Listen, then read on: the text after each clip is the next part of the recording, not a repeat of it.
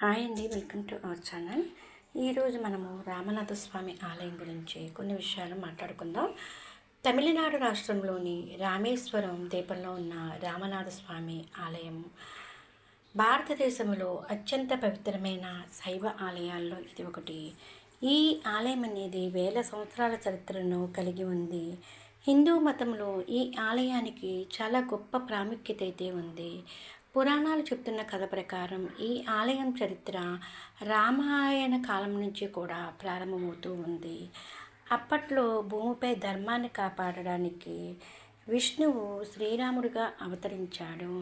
అయోధ్య రాజు దశరథుని కుమారుడైన శ్రీరాముడు చిన్నప్పటి నుంచే ధర్మం, నిజాయితీ మరియు ధైర్యానికి ప్రతీకగా నిలిచాడు. కానీ ఒక సందర్భంలో జరిగిన సంఘటన కారణంగా ఆయన 14 సంవత్సరాల పాటు అరణ్యవాసం అయితే చేయవలసి వచ్చింది.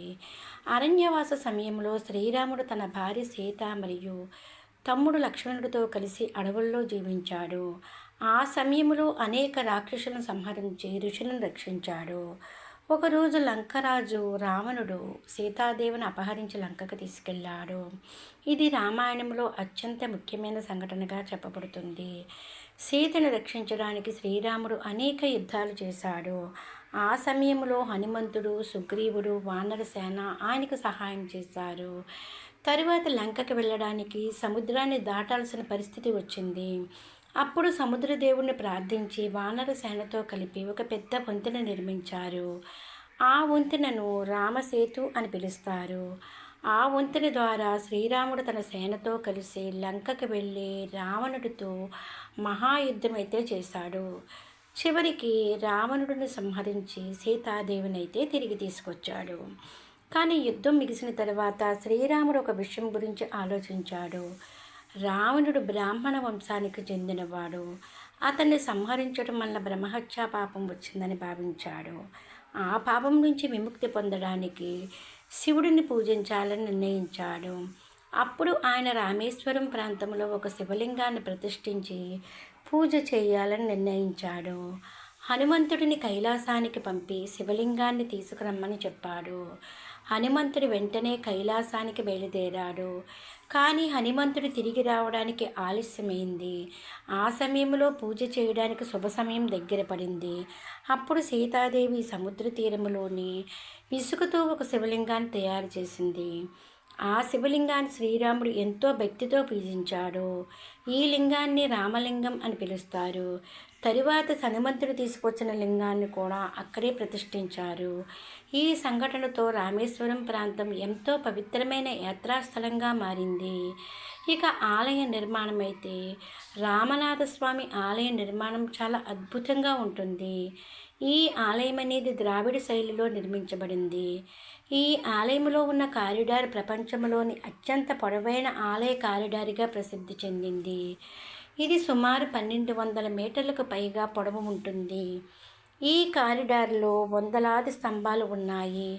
ప్రతి స్తంభంపై అద్భుతమైన శిల్పాలు చెక్కబడ్డాయి. ఈ నిర్మాణాన్ని చూసినప్పుడు ప్రాచీన భారతీయ శిల్పకళ ఎంత గొప్పదో కూడా మనకి అర్థమవుతూ ఉంటుంది. ఇక ఆలయ గోపురం కూడా చాలా ఎత్తుగా ఉంటుంది. ఇది మనకి దూరం నుంచే కనిపిస్తూ ఉంటుంది.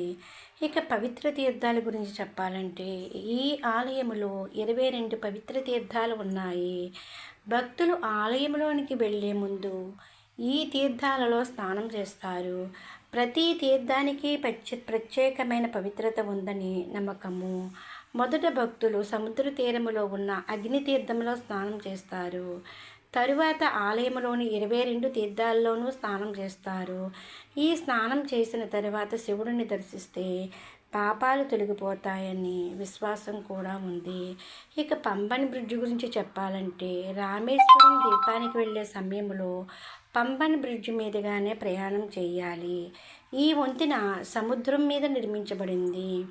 రైలు మరియు రోడ్డు మార్గాల ద్వారా ఈ వంతెనను దాటుతారు. పంబన్ బ్రిడ్జ్ మీదుగా ప్రయాణం చేయడం అనేది ఒక అద్భుతమైన అనుభవంగా ఉంటుంది.